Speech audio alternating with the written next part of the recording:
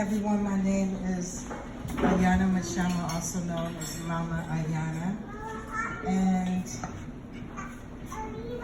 I'm the mother of 7 and the grandmother of 7, birth mother of 6. I'm a former doula.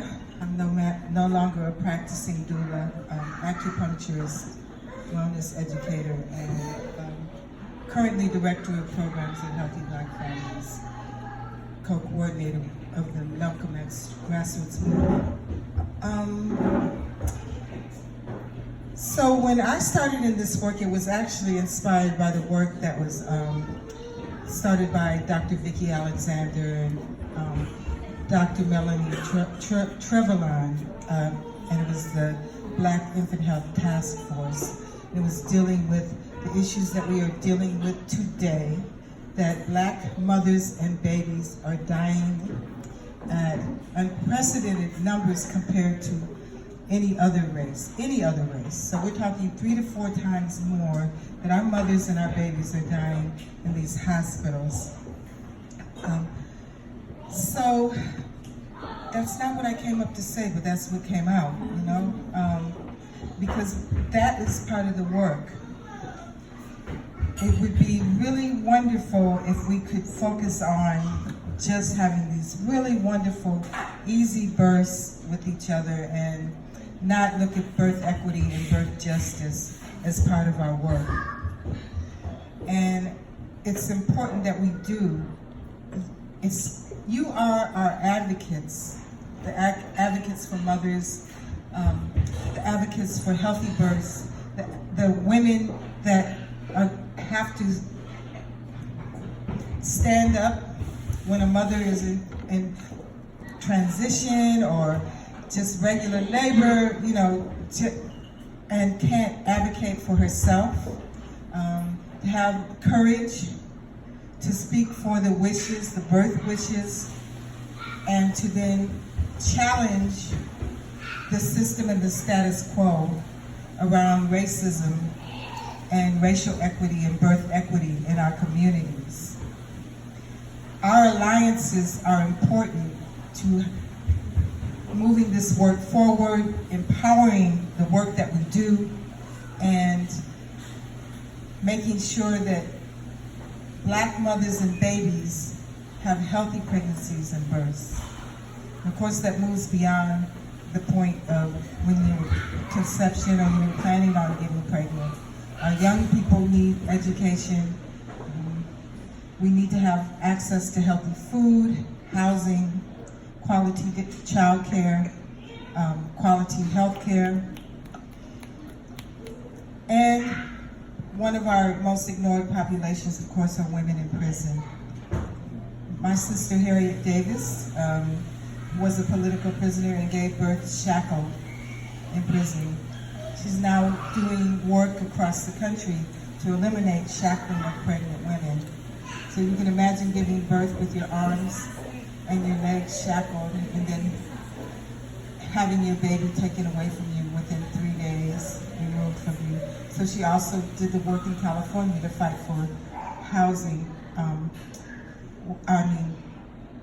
places where mothers, incarcerated women could stay with their children that were in the binding period under 2 and 3. I say that to say because our incarcerated women are highly ignored. Their children are taken from them before they have any real opportunity to bond, barely have time, if they choose to nurse, and a lot of times they make it so you don't nurse your child,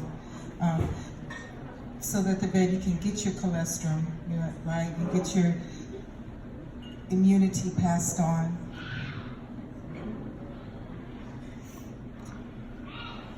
I think the final thing I want to encourage and speak to one of my spiritual teachers, Dr. Fukiao, spoke to getting ready for birth, right?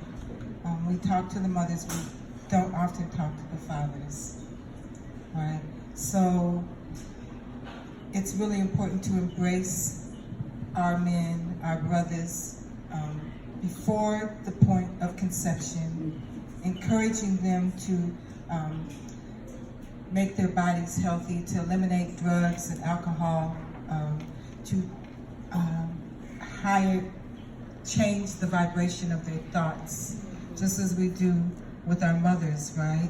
Because we now know that we can actually change some of the things that are passed on, and that includes healing our trauma before we conceive, working really hard to heal and clear our trauma, because it does go into the DNA. But we know we can change our DNA, right? And we know even as we continue to heal, as we're healing in this moment, we change the DNA of everyone around us. It's a beautiful vibrationary occurrence. And excuse me, because I really had nothing planned to say tonight, so it's just coming out. The fathers of our children, whether it's a lover, a friend, a sperm donor, however we work with and educate men, it has to be, we really have to work with men and support them in understanding how important it is to prepare yourself for bringing children into the planet,